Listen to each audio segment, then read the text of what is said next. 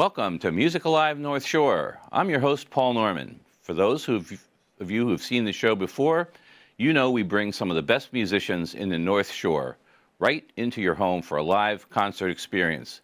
Today's show is truly special, though, because I'm joined by a guest interviewer, Rob Fraboni. Rob's a Grammy Award winner who's been both a record producer as well as a brilliant audio engineer. He's worked with the likes of the Rolling Stones, Joe Cocker, the Beach Boys, Eric Clapton, Bonnie Rait. I can go on, but he also made a huge contribution on one of the best rock and roll movies of all time, The Last Waltz, the final concert performance of the band named The Band. This performance was directed by Martin Scorsese, and he selected Rob to be the audio engineer for this great movie. Today, Rob will be interviewing our featured artist, the award-winning blues diva, Eliza Neals. Eliza is a Detroit-born piano player, singer, songwriter, band leader who performs fantastic blues music. She was fortunate to be mentored by Motown's Barrett Strong. Now, you might be asking, what's her connection to Boston's North Shore?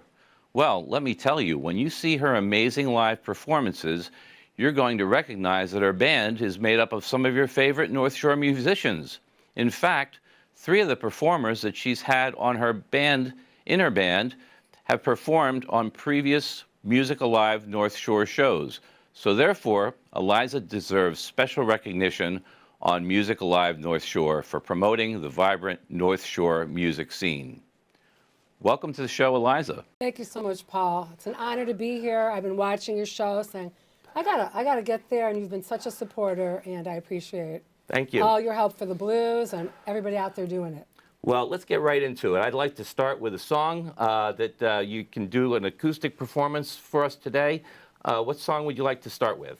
I'll play Bitten by the Blues, which is a song about me growing up in Detroit. Actually, it's a true story, how I actually merged into the blues from the more rock and roll scene. And check it out. You'll hear it all in the song. Awesome. Okay. Well, let's go over to the song then.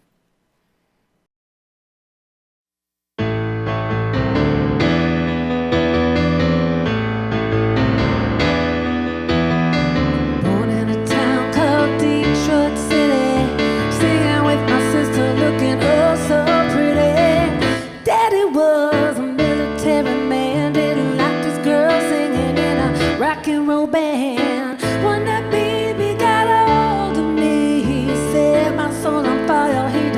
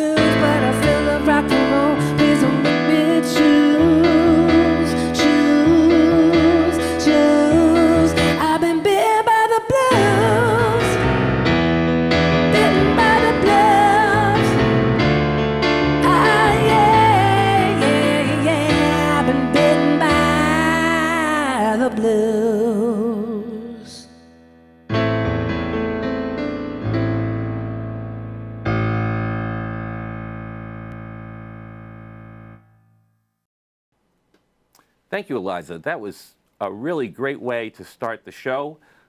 Hearing a little bit about your background, how you got into the industry, the blues, and I know this is something that Rob wants to further explore. So, Rob, welcome to the show, and here is Eliza to talk with you about her background and some of the things that are going on with her. Sounds good. Hi, Eliza. Welcome to the show. Hi, Rob. It's an honor, like I told you. Well, likewise. Talking to you. Fun. Okay, but anyway, it's good. I mean, I like what I've heard. You know, I wasn't, to be frank, I wasn't completely I wasn't aware of you until all this came about. But you know, it's like the Hong Kong phone book, the number of artists today. You know what I mean? So it's like hard to keep up with. But whatever the case may be, you've actually, you know, you've definitely got some experience. That's very obvious in hearing what you do. And interesting, you're from Detroit, you know, and I mean, last time I was at Detroit, I went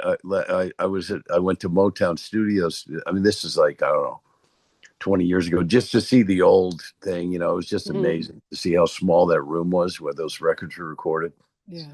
And with the very few microphones, this is why that you can't tell it's a little room. You know, when you close mic things, it's one thing, but when you use distant miking, you can really get the sense of the room. You know, you get a magnified sense of the room. So that little thing, that little basement sounded like this amazing studio somewhere, which is kind of a miracle. But anyway, cool being from Detroit. You've had a lot of good stuff, you know, in your access growing up. That's fantastic. And so I've heard you sell out at Legends, and that's a great place. I mean, I remember when I went there the first time, and Buddy is really amazing. You know, I mean, he is a force of nature. I mean, especially interesting about Buddy is the fact that he played with Muddy, and he was kind of like, really, he was in the Chess stable, but not really that well known, right? And then he was a late bloomer, and then he came out, and then he turned out to be one of the most amazing guitar players ever. Scared the life out of Jeff Beck, Jimi Hendrix, and Eric Clapton. All of them were just like scared to be on stage with him. Literally, they all told me that. And anyway, and he's just brilliant and still going, and that's fascinating. So how did you end up hooking up with him? The first time I went to Buddy Guy's was I was living, you know, in the suburbs of Detroit. I was born in Detroit, but I said, you know, I put a record out in 2015, and I veered a little bit more into the blues. I was more of a rock soul artist and Motown, studying with Barrett Strong. Which, yeah. Oh, Yeah, that's right. Detroit, Barrett Strong, and Motown. I was studying with course. Barrett. I worked with Barrett for like 20 years when I was 10. And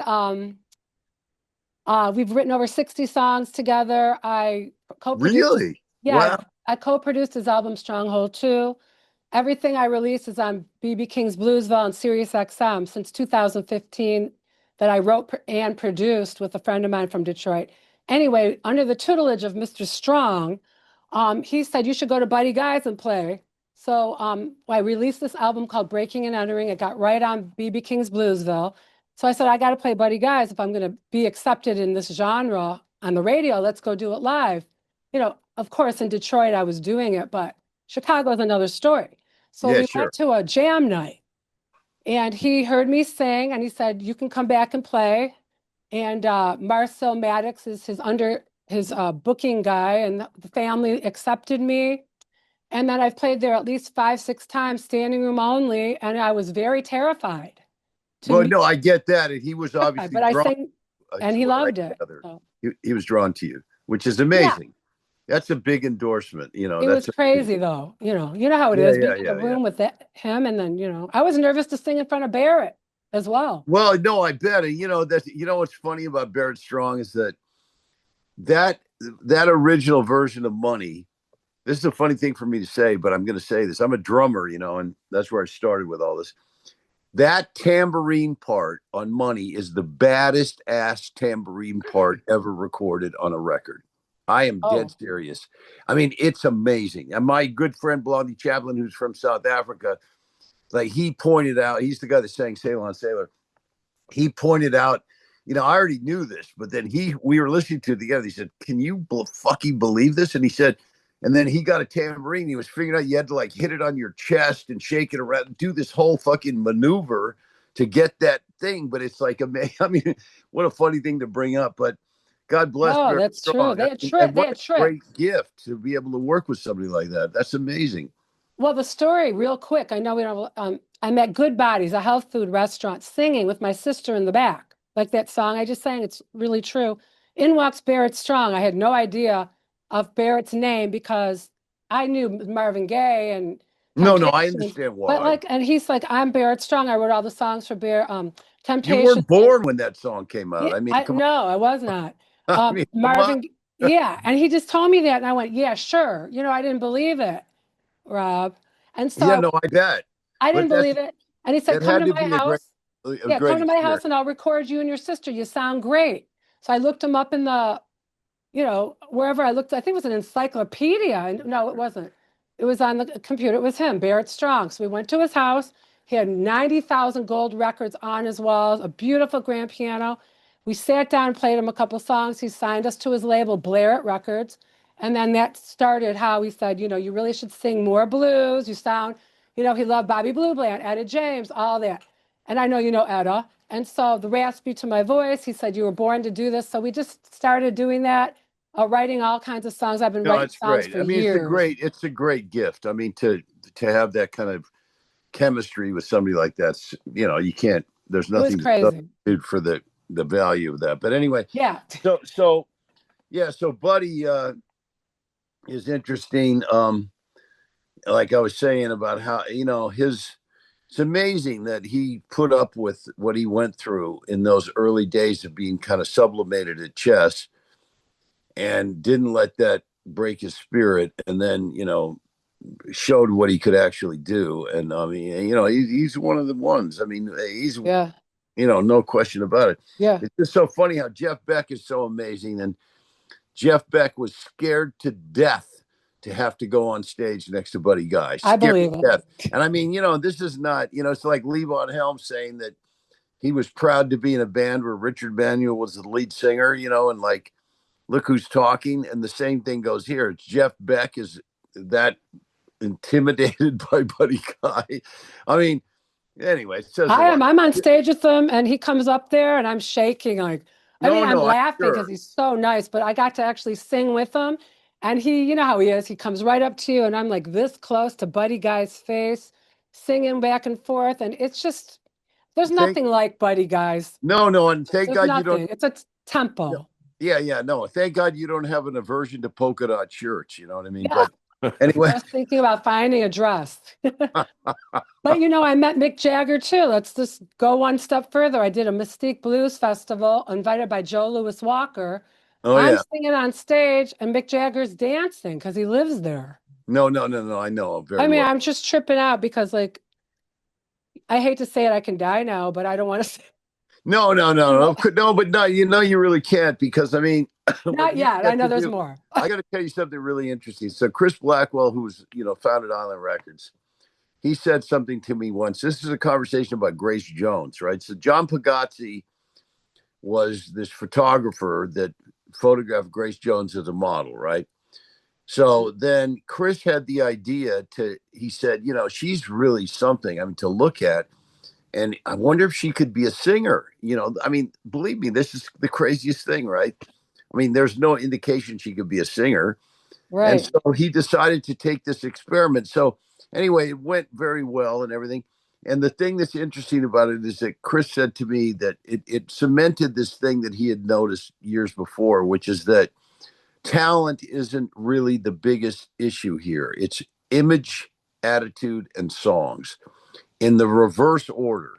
Songs number one, and then image, attitude, right? But I mean, it's really true when you think about it, right? So that goes for you too. I mean, in other words, what makes you stand out from the rest of the crowd as a singer, etc.? It's going to be your personality and the way you present yourself and your whole kind of the feeling people get when they just look at you, or let alone hear you sing. It's like all of that. It's really interesting though, because It is. a lot of people don't get this, and now we're faced in a world here where it's just all so way out of whack. I mean, AI and all that crap. yeah, the AI thing, I mean, yeah, it's really tricky, and it takes a lot of patience and a lot of chutzpah, like a lot of Yeah. like determination Yeah. to like get across, but it really does come down at the end of the day to a song, I mean, Yes. Barrett always told me that, Mr. Strong, the song, they said, he always told me the song is everything. If you everything. don't, if you're the songwriter, you are the producer, you are the arranger, you are everything. So tell people, that's why I'm an independent artist. I do all my own productions with a friend of mine, Mike P., who's also tutelage under Mr. Strong, his engineer. We've been working together since 1997. So we do it all, and it ends up right on Sirius XM with everything we release. So Good. I'm just knocking on wood. It continues, but because I know how I want it to go, and I've worked with other producers and I've had offers, but I like to actually get paid for what I'm doing. You know what I mean? Well, who doesn't, I like right? to have I the mean, royalty check and get yeah, paid. and that's like what Yeah. that's like dribs and drabs anymore. But Yeah. anyway, Anyway, it's all so about the okay, song. we got to keep going here. So I mean, they got me a list of stuff to talk about. So anyway, yeah. So you dig Buddy's, his intensity and his, Oh yeah. I mean, you could feel that stuff from him. I know him very well. I mean, anyway, so I get all that. That's really good. And you're very fortunate there. You got two really fortunate things between him and Barrett Strong, especially, Barrett Strong, especially. But again, that was a magic moment in time when Money came out, and Yeah. Barrett, not he wasn't, the Beatles or somebody that, has this long career based on a good song in the beginning. He had to, that's another thing about being an artist, is that you got to adjust yourself to the circumstances, and that can be tricky too. So anyway, so let's see. So were you, I mean, I think what you said was that when you started out, you weren't a blues person per se. I was You blues you rock. you gravitated towards it, right? But that wasn't your first thing, right? Well, it was like bluesy rock. I mean, I loved Allman Brothers, Bonnie Raitt. I mean, those. So actually, it was blues, but I got Okay. more as I go more into blues rock. I learn every day. Howlin' Wolf, all the people, all the Kings, Freddie King. I Yeah, mean, yeah. No, of course, I and get. you Oh, get those more are and the more ones. deep into the Yeah. onion. Peeling away. I knew Etta James. I mean, I was bluesy. Let's just say that I had a bluesy Yeah, voice. you had an But I'm instinct more for it. into it. You know what I mean? It just Barrett drew me more into it, pushed me more in Right. that direction.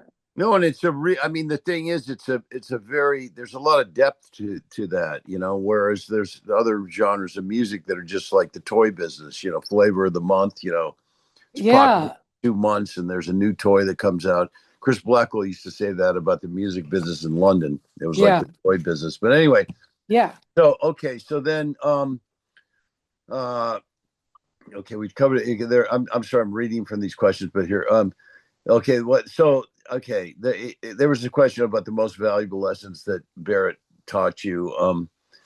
And, I mean, I don't really even need to. I mean, I understand how that stuff works without maybe I could maybe tell you the something. audience would like to know that. So maybe explain that. Like, Okay.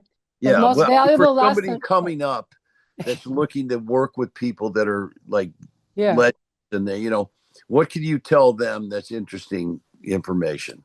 Well, Barrett was the old school. So everything we did was you got to learn the song or write the song, sing it a million times to make sure it's right. You can't just write a song and sing it once. Go out and perform, become great at what you do on all levels, songwriting, performing, playing an instrument, be versatile, be able to sing harmonies, sing with all kinds of people, and become great at what you do. And, don't just sit at your home on live and just sing it once and expect to go out and be great live. You got to go out and sing live. No, I Bad know. sound systems, good sound systems, broken microphones, all kinds of things. Well, And not only that, amazing. the audience. I mean, Yeah, that's the the thing about feedback. live, that Yeah, you're getting the instant feedback Exactly. emotionally and magnetically in your heart from these people, right? That's super important. Yeah. And Yeah. another thing he told me about Aretha Franklin, he said, well, you can't be a great singer if you can't eat first and sing. Because we were saying, oh, we can't sing now, we ate. He goes, Aretha will eat How whatever she funny. wants and go up and sing or above everybody, no matter what. So you better learn how to sing if you're full. And like he just told me stuff like that. Don't try to look cute. Sing like there's a booger flying out your nose. I mean, all kinds of stuff. No, that's I mean, interesting. there's endless lessons I can tell you, but just stuff that you just go, wow. I'm glad he did tell me that because you can't pose. Just do it. Right. No, Just no, do it. it's true. Those are valuable little clues, for sure. That's Yeah. for sure.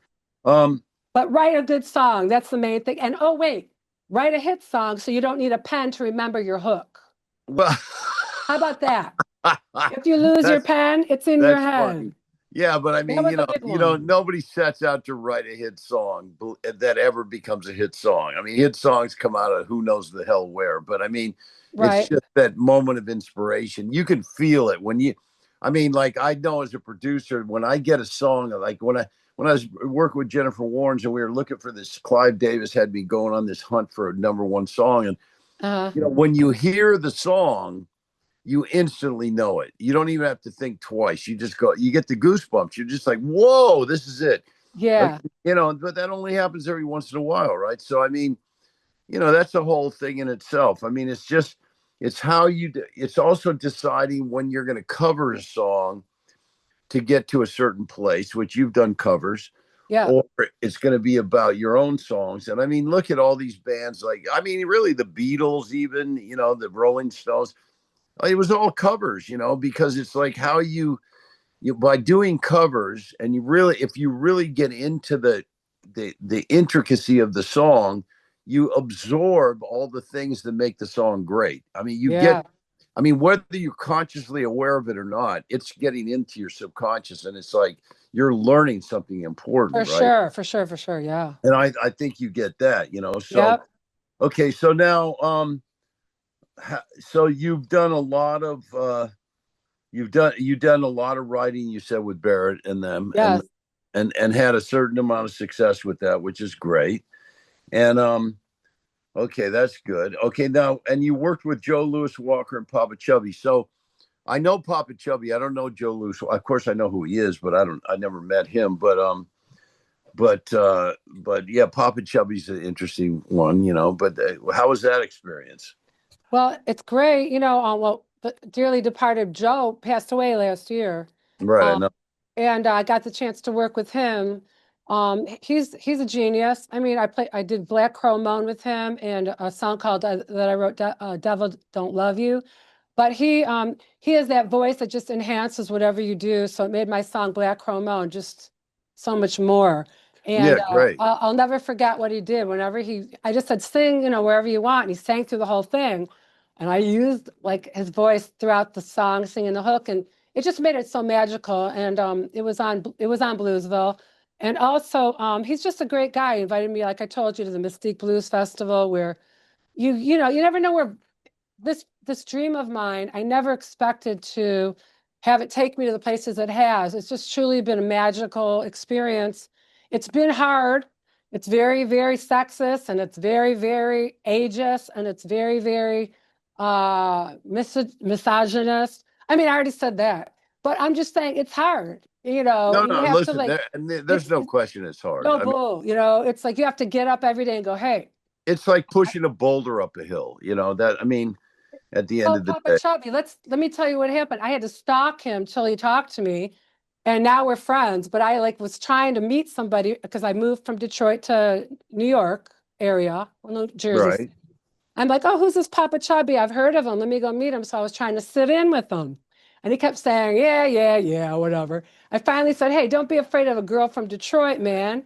So I went up and he finally let me sit in. And then he modulated like 20 times to like F me up. But I followed his, chord changes. And then we were best of friends after that. And he produced an EP for me called Sweet or Mean. And he's the one who actually produced Bitten by the Blues and 5 or 6 songs. And he's great, man. He's been through a lot of hard times. So shouts out to him. And he accepted me, and he really liked what I was doing, and he's hardcore. He's hardcore. Yeah, no, that's no bull. great. Yeah. Okay, so now, I didn't know this, but I found out you have a recently released single, "Love Will," and Yeah. it's got good reviews. So, what do you want to say about this? So it's your 13th album, right? Yeah, it's coming out. I think you ought to play a song from this new record. That's a great idea, Rob. So, Eliza, you've released 2 singles from your upcoming album. Why don't you play us another song from the album? How about one you haven't released yet? And let's make some history today with a worldwide TV debut of All Alone.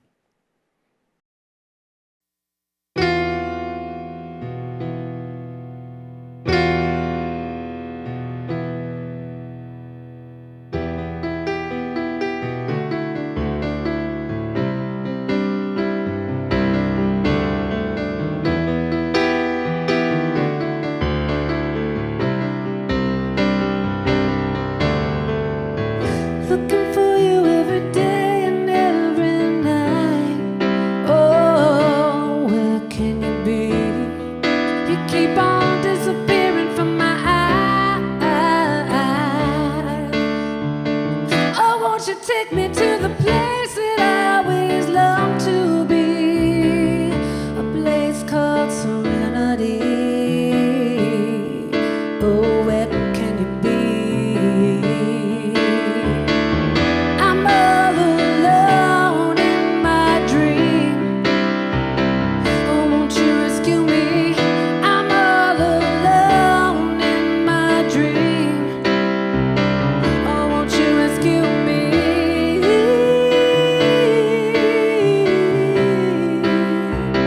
Oh, won't you rescue me?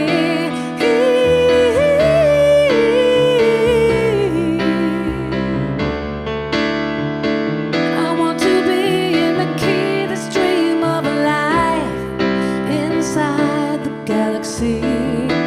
Mars and Venus utopia. But I'm drowning, hey, I'm drowning, oh, in my heart and in my soul. Because I can't find you here, where are you? I'm falling through space and time. I'm all alone in my dream. Won't you rescue me? I'm all alone in my dream. Oh, won't you rescue me?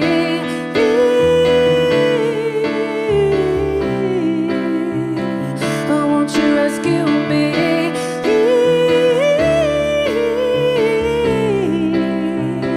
Oh, won't you rescue me?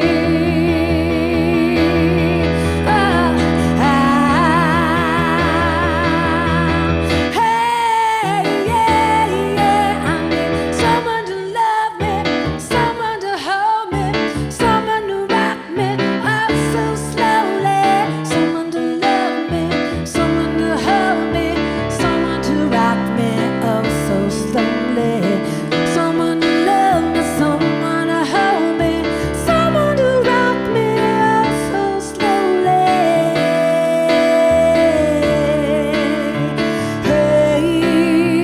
Hey,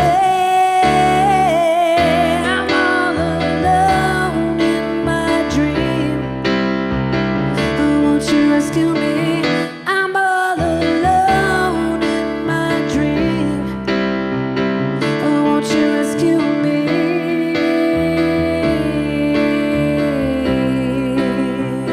Oh, won't you rescue me? Yeah. Oh, won't you rescue me? Thanks, Eliza. Back to you, Rob. What's your feelings about is this your most recent record? The Yeah, 13th? this is my most recent one. I released Speedy Beatty in May, and that was Barrett Strong's rooster that he owned where he lived on Livernois in Detroit. He had a rooster, and he told me the rooster never let him sleep. He was up every morning, waking him up. And he told me these stories about this rooster and how this dog came and mangled it, and he loved this rooster so much. I'm like, what? Who is a rooster? Like, what? And so it stuck in my mind. And my friend Mike P, who's my co-producer and brother from another mother, we went together to work on the first single for this new album. And the first one was called Speedy Beatty, because that's the name of Barrett's rooster. And I wrote this homage to a How Howlin' Wolf. funny. Red I wonder Rooster. if the rooster's related to Howlin' Wolf's rooster. It might be. And, Barrett was related to It's Howlin' Wolf. a cousin. Or I got a red rooster named Speedy Beatty. It's like, really crazy. And then the second one is Love Will. That came out last week. It's already on Bluesville, thank God.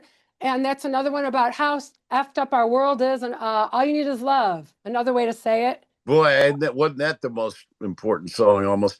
I mean, also, And Come Together. Dusty, no, but what the world needs now is love. That old Dusty Springfield song. I mean, man, that song. I mean, I tried to get somebody I know to cover that song during the pandemic because Love it.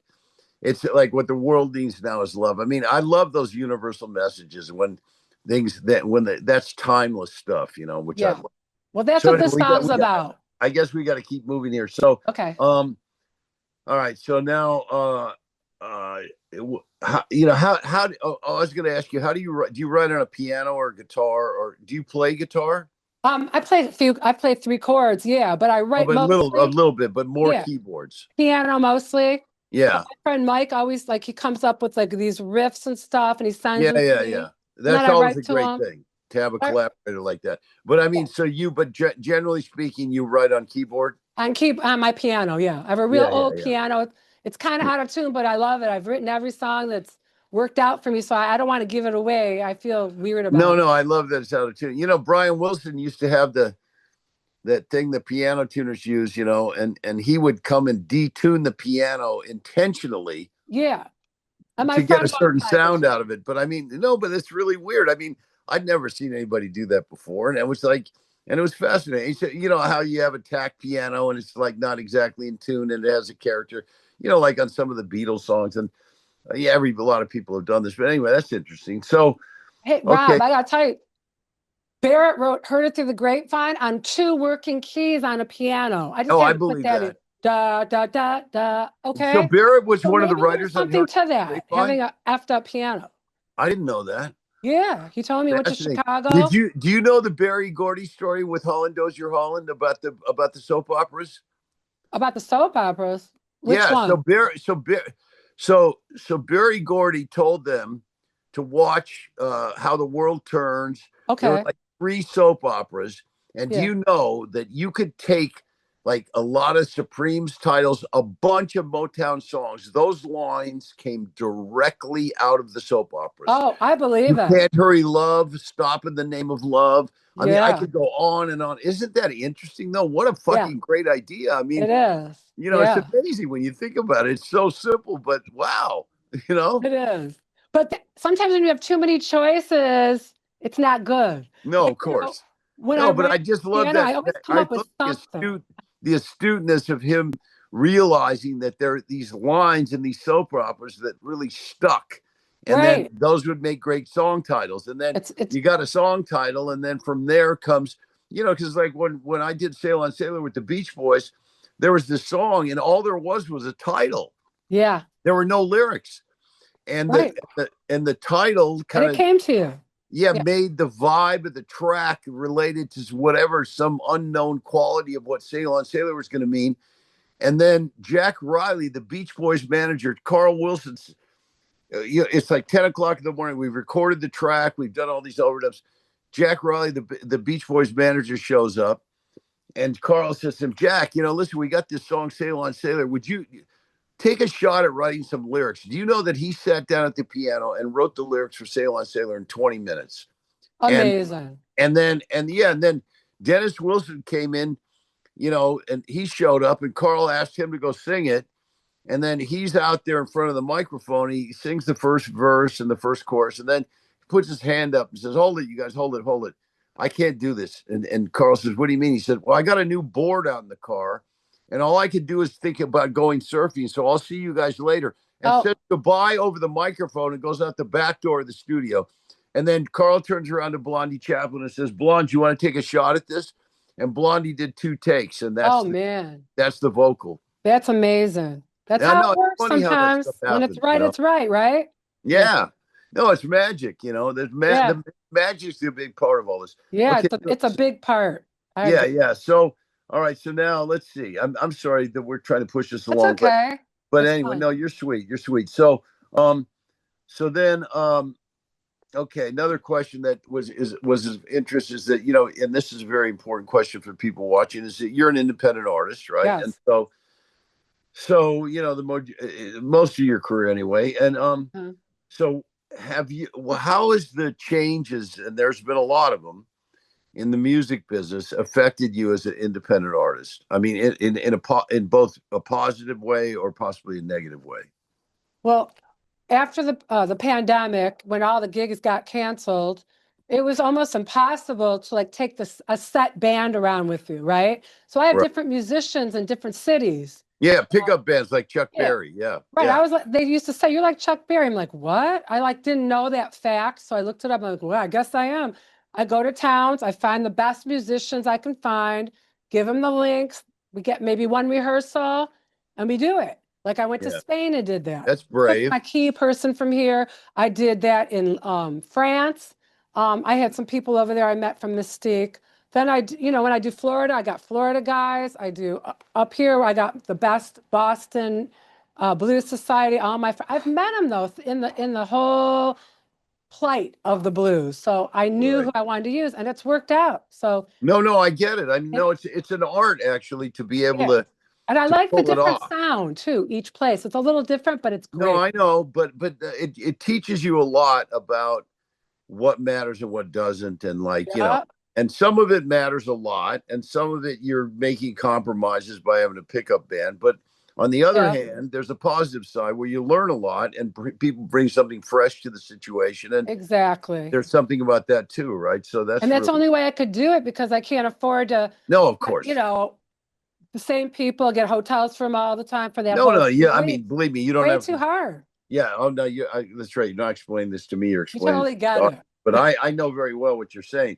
Yeah. So, I mean, the other thing, I mean, the thing that's really to me, I don't know how you feel about this. The music business is pretty frustrating these days. I mean, the streaming thing really kind of cut So, everybody off at their yeah. knees. I mean, I know Sure. people. I have a friend in Nashville that's written like 10 number one songs, and everybody that you've ever heard of Yeah. has, from George Jones to Dolly Parton to Willie Nelson to Waylon Jennings, everybody that matters, Johnny Cash, everybody has Yeah. covered this guy's songs. Uh-huh. So his residuals from these mechanicals were like about $500,000 a year because he had all these huge songs, right? Yeah. You know that when streaming started, that dropped from $500,000 to $50,000 Oh my God. in Yeah, they one don't year. pay. I They mean, don't he had pay. 90%. I mean, no, but that's super challenging. I mean, Yeah. it's got to, I mean, so then one has to ask, that's got to be frustrating. And how are you surviving? And I mean, I mean, what I see is the only way you can genuinely be sure you're going to make any money is by playing live gigs. And then hopefully you sell your own merch at the gigs. You have t-shirts and CDs and whatever you do.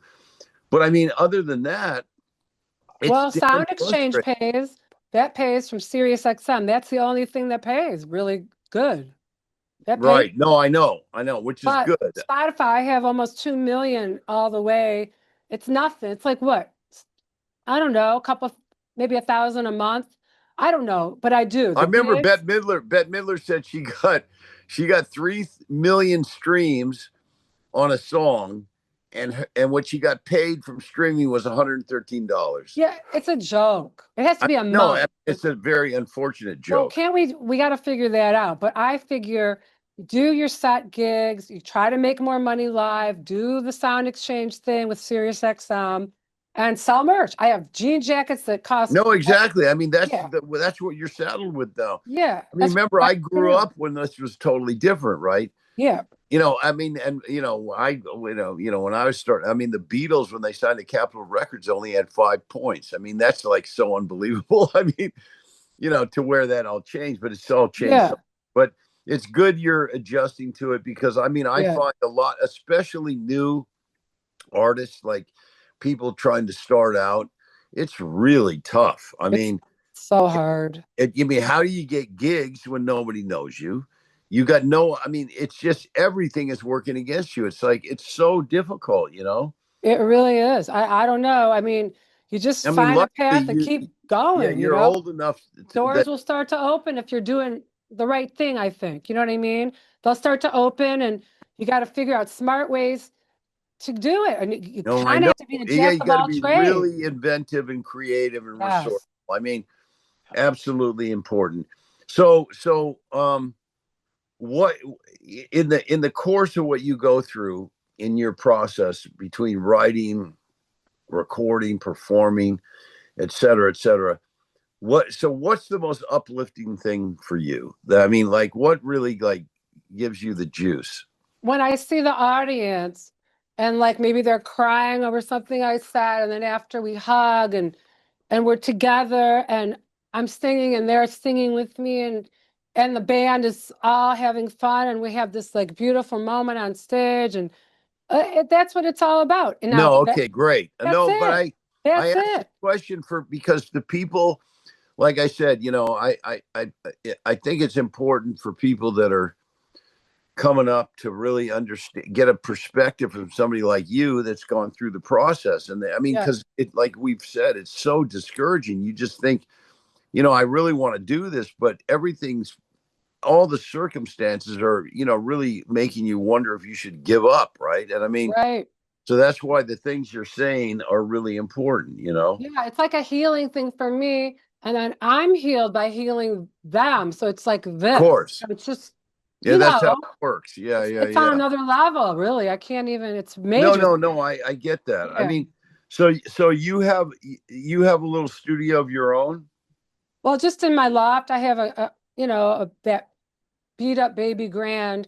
And I have that and I use my I go to my friend's studio in Florida, but like I said, I just use that piano and my voice memo thing and I record on that.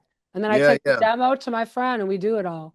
No, that's Yeah. cool. I mean, it's fun. Isn't it funny how, you know, I started I designed and built Shangri-La Studios. It's in Malibu that, you know, Rick Rubin bought from me 15 years ago. It's a very famous place or whatever it is. I had a pair of every tube microphone that was ever built. Literally. Cool. Like, I mean, it was like 100 pairs of tube microphones. Wow. And I mean, you know, big deal, right? Analog, of Tube course, is the best. That's it. That's how all we that do. stuff. Yeah. And I guess you might have heard about this technology I invented that makes digital feel like analog called Real Feel, which Nice. which is, yeah, actually you should find out later. You should send me a couple of songs. Okay. And I do mastering. You know, it's been private, but I decided to make it public. But anyway, Okay. you should experience this. It really does. It's not sound, it's feel, it's emotion. It really makes digital feel like analog. So I don't know how much experience you had recording analog, A but lot. Yeah. okay. Barito's So then studio you was know analog. you Yeah. know what I'm talking about, It's right? the So, only way. Yeah. well, no, that's not The true. best way for me. It's the purest way, Yeah. but the problem is that you still have to, you know, deal with the fact that when you're done, if you want to distribute this music, it's going to be digital. You don't have any choice. You know, Right. so that needs to be thought about along the way in the process. But Real Feel fixes that in a snap of a finger, and Okay. it's amazing. So you should experience that. But so you've got some analog gear at your that you use or whatever it is. Yeah, for sure. Yeah. My friend Mike has all the amps and the plugins, and he's the expert on that. I just Good. know when I sing through it and when I play through it, it sounds vintage and it sounds just like I want it to sound. Yeah, that's So good. I'm good with it. Yeah. Yeah, if it feels right, you know, It that's feels I'm right. learning Yeah. about all of this is it's all about feel. It's not Yeah. about technical perfection. I mean, Yeah. technical perfection is okay, you know, but what really moves people is the emotion. And see, the Yeah. big problem with digital is the emotional roadblock. It actually is compromising the emotion, Yeah. extremely compromising the emotion, right? So, Mm-hmm. and so I set out to fix that. So, so now it's saying here you've got tour dates this summer in Okay. Spain. And I'm sorry. you've toured internationally before, right? Yes, I've been to France. I've been to Spain. I've been all over. I used to tour I went to Wayne State and I studied opera. I didn't really necessarily love opera, but my dad told me I had to get a degree to live at home. So I figured jazz or opera, and I figured I'd learn more skill with opera for singing, rock and Yeah, roll it's and good for blues. the So I technique and the did. vocal. Yeah, Yeah, so it helped my breathing and stuff. yeah, But exactly. Yeah, yeah. I'm hearing that I'm supposed to do one more song for you. Oh, Because yeah, yeah, yeah. They want you to play another song at the end here. I think I was gonna play Black Crow Moan. Okay, which is good. But wait, oh yeah, we're getting over the deal here. That's what I So do with Joe Lewis Walker.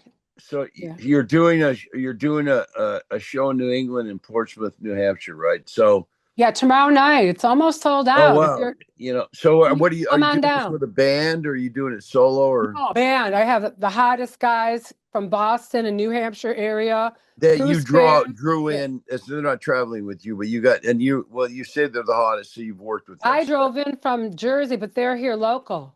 So Yeah, I right. got Oh, that's right. You live in Jersey. Well, we could yeah, actually meet up one day. yeah. I I moved mean, from we're not Detroit. close. I mean, we're still a Yeah. couple of hours away, but still, Yeah. this is good. So anyway, I need to really I need to study what you do more. This all kind of came about relatively quickly, but I listened to a certain number of things, and I really like what you do, and Thank you. I think you're brilliant. I mean, all you're missing here is the magic song that's going to take you over the top. I mean that's my opinion. You've got the talent, you've got the Yeah. ability, you've got it all.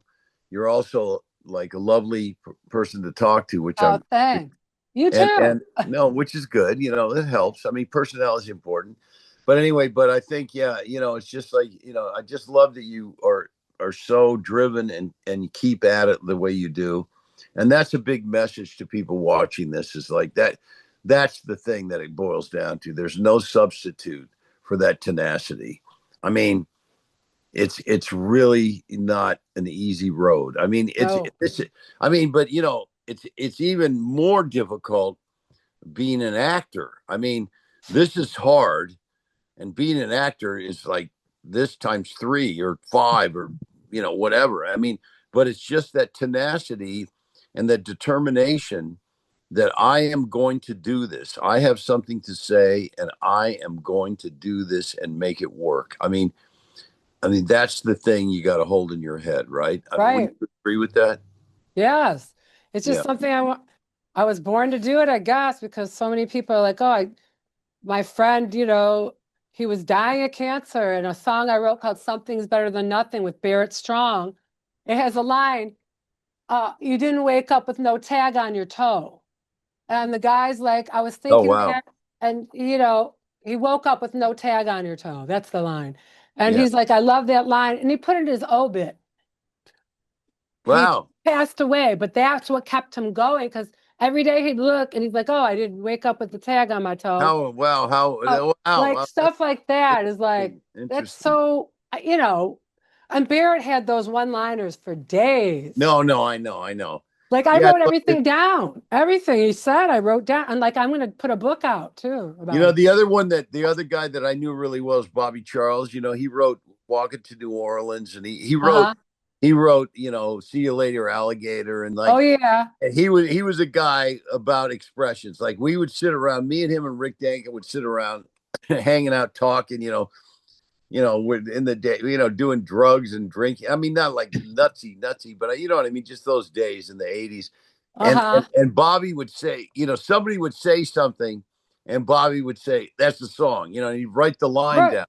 That's me. I Every mean, time Barrett's talking, I'm like, what did you just say? no, exactly. And this is like I was saying about Barry Gordy and the Right. soap operas. It was like Yeah. drawing these lines out of there, and it becomes a source of inspiration. It's funny, but it sounds silly, but there's something to that, right?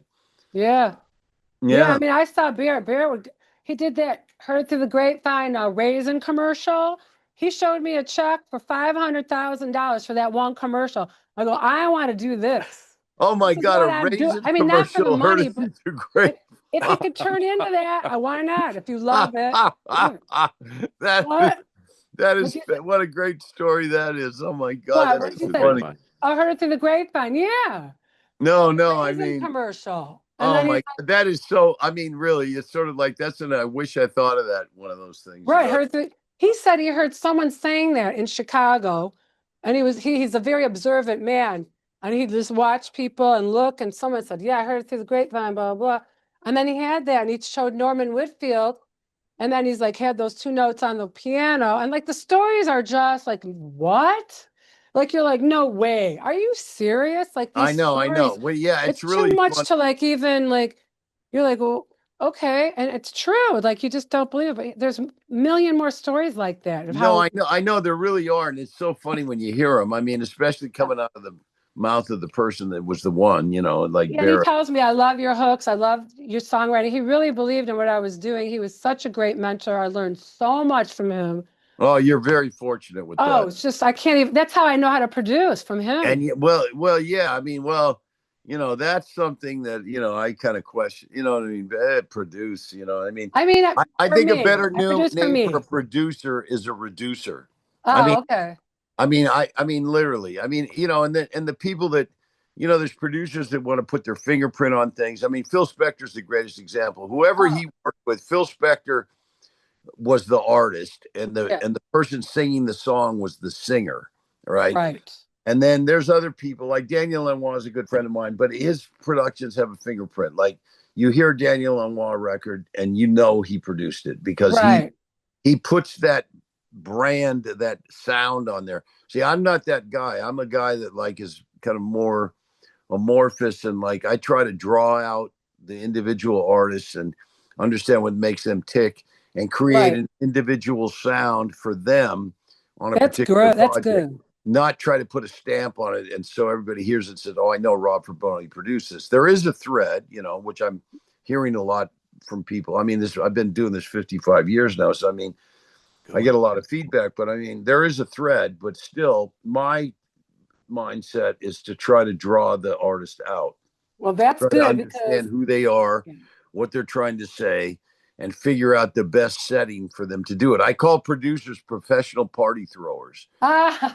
Right, Because right. you're trying to create an environment that's going to draw everybody out between the artists, the musicians, and create this environment that's going to be like a party that's going to make this music happen. I mean, isn't that really what it comes down to?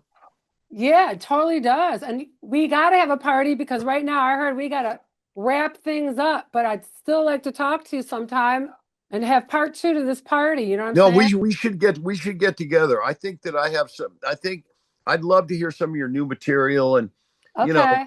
whatever we decide to do Thanks with for it. But having I'm me, wide though. open. Thanks. Yeah.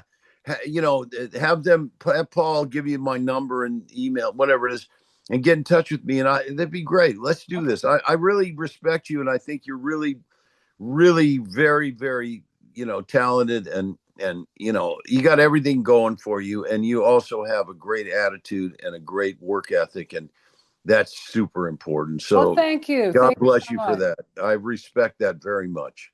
Thank you. Coming from you. Thank you. I appreciate you. Likewise, my dear. Okay, so yeah, we got the alarms going off. Yeah, we got to roll, I guess. We got to roll. Yeah. Okay. And we'll rock while we're at it. All Okay. right. Until the next time. Until the next time. Thanks, my dear. Thank you. Okay. Thanks so much, Rob, for being on Music Alive North Shore. Eliza has agreed to play one more song for us, Black Crow Moan, from her album of the same name that was released in 2020.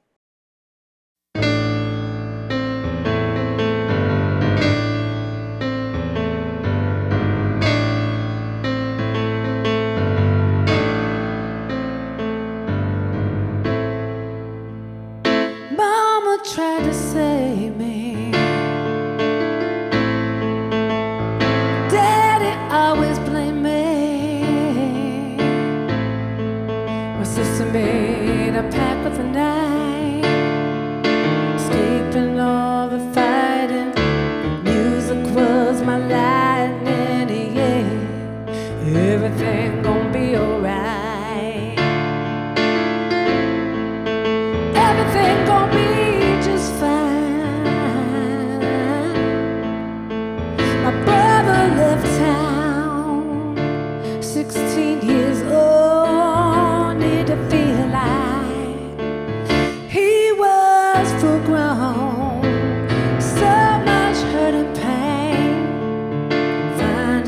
peaceful place of his own. Listen to the black trombone.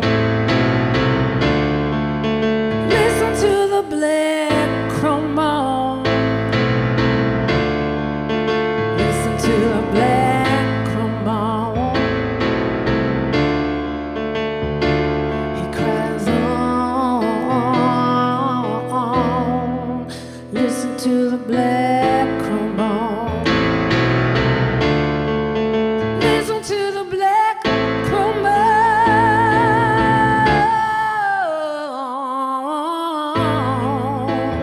Yeah, down, on and on and on.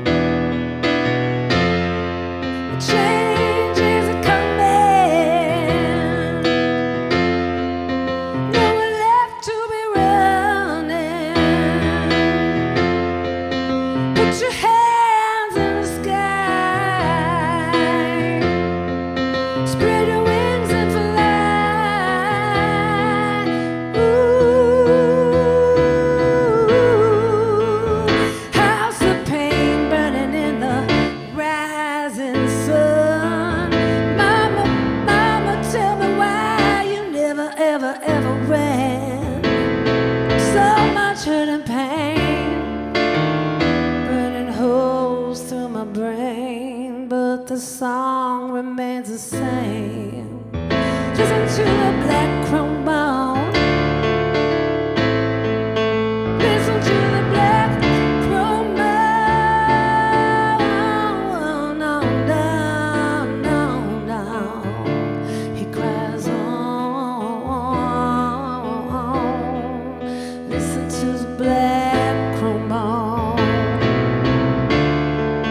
Listen to the black trombone.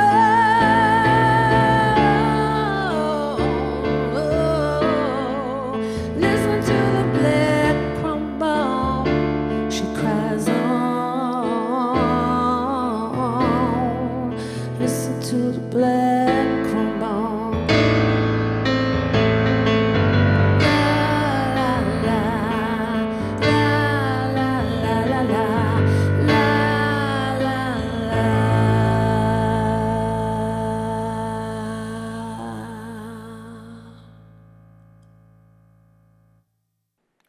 I want to thank Rob Fraboni again for being our guest interviewer today, and to thank Eliza Neals for being our featured artist. I also want to thank all the viewers out there who watch the show. If you enjoyed the show, please like and subscribe to Music Alive North Shore channel. And don't forget that you are very lucky to have this vibrant music scene and great performers on the North Shore of Boston. But it's only going to stay that way if you get out and support the bands and the live venues where they play. So please keep this great music alive on the North Shore by going to see these great bands perform. I was bitten by the blues, but I still love rock and roll.